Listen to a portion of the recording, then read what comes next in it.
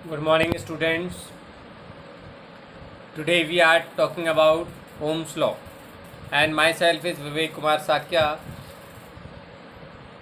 and you are welcome in Vivek Sir Study Point and online classes of Saint Tumar Inter College. Dear students, today's topic is Ohm's law, and according to Ohm's law, मैं आपको बताना चाहता हूँ कि ओम ने क्या कहा था. ठीक है, जॉर्ज साइमन ओम इनका पूरा नाम है. What is the full name of Om is George Simon Om. और इन्होंने इस लॉ में ये बताया था कि अगर हम किसी कंडक्टर की फिज़िकल स्टेट में चेंजेस न लाएं, यानी किसी भी प्रकार का चेंजेस ना लाएं, उसकी लेंथ ना इंक्रीज करें, उसका क्रॉस सेक्शन एरिया ना बढ़ाएं, मीन्स मोटाई ना बढ़ाएं, और इसके साथ साथ हम क्या ना बढ़ाएं, टेम्परेचर में कोई इंक्रीजमेंट ना करें और प्रेशर ना बढ़ाएं. तो ऐसी कंडीशन होती हैं, फिजिकल स्टेट्स होती हैं ये, यानी फिजिकल स्टेट्स में कोई चेंजेस ना लाएं, तब उसके कंडक्टर जो होता है उसके एंड पर जो हम लोग पोटेंशियल एस्टेब्लिश करते हैं बैटरी से कनेक्ट करके, वह उसमें जो फ्लोइंग करंट होता है उसके क्या होता है, डायरेक्टली प्रोपोर्शनल टू होता है. Means whenever we establish the conductor, whenever we establish the potential in the conductor, then the potential is directly proportional to the flowing current. It is the Ohm's law. If there will be no change in the physical state of the conductors, it is the Ohm's law.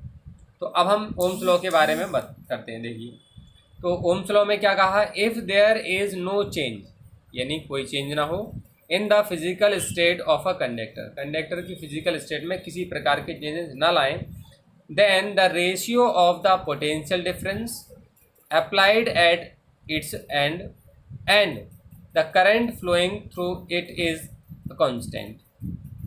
यानी कि V potential और I flowing current, उन दोनों का जो ratio है वो constant होगा. ये ओम ने कहा था. ठीक है, जैसा भी मैंने आपको समझाया. क्या, whenever we connect the battery, तो मान लिया कि ये आपके पास एक कंडक्टर है और ये इसका क्रॉस सेक्शन एरिया है. ठीक है ना. अब इस क्रॉस सेक्शन एरिया और इस कंडक्टर को हमने बैटरी से कनेक्ट किया हुआ इस तरह से, पॉजिटिव एंड और ये बैटरी का नेगेटिव एंड, इस तरह से हमने कनेक्ट कर लिया हुआ है. अब तो यहाँ से करंट फ्लो होना स्टार्ट होता है और यहाँ पर इस तरह से मूव करते हैं. करंट की डायरेक्शन ये है. जब करंट की डायरेक्शन ये है तो यहाँ से मूव करते हैं हमारे इलेक्ट्रॉन्स, यानी चार्ज पार्टिकल यानी इलेक्ट्रॉन यहाँ से मूव करेंगे इस डायरेक्शन में. तो यहाँ पर इसमें और इसमें, ये इसके टू एंड्स हैं, ये first end A end second end B.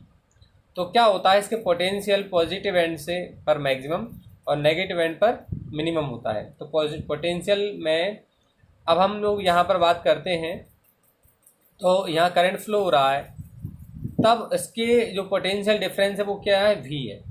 तो इसमें करंट जो फ्लोइंग होगी, उस करंट के फ्लो होने की जो क्वांटिटी होगी वो I मान लिया मैंने, तो वो डायरेक्टली प्रोपोर्शनल टू V है, यानी V is directly proportional to I. So मैंने इसको ये लिखा हुआ है.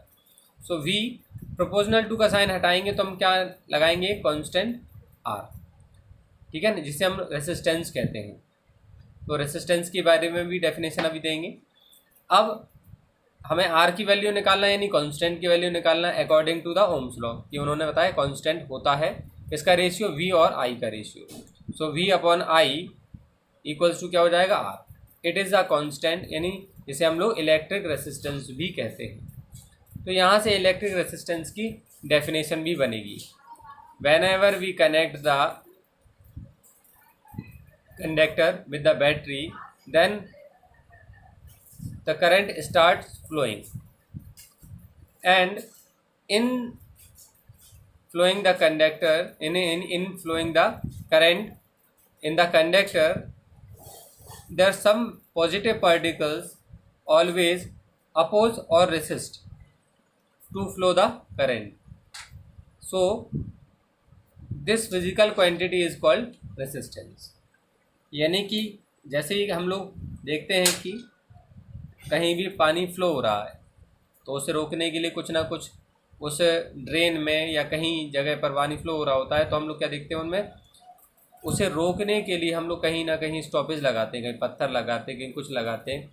तो ऐसे ही वो पानी का फ्लो क्या होता है, रुक जाता है, यानी उस वाटर का फ्लो रुक जाता है। ठीक ऐसे ही जब भी कंडक्टर में करंट फ्लो हो रहा होता है तो उसमें कुछ ऐसे सब पार्टिकल्स होते हैं, यानी सब ऐसी क्वांटिटीज़ होती हैं जो उस फ्लोइंग करंट को क्या करती हैं, बहने से, फ्लो होने से रोकती हैं। और उन्हीं फिजिकल क्वांटिटीज़ को हम लोग कहते हैं रेसिस्टेंस। ठीक है ना। चलिए अब हम बात करेंगे resistance. Whenever where R is the resistance in the conductor. जब भी हम लोग बात कर रहे हैं ओम्स लॉ है, तो जो सर्किट ओम्स लॉ को फॉलो करते हैं उनका ग्राफ ठीक कैसा होता है आपके सामने। अब मैं आपको 3 ग्राफ्स दिखाऊंगा।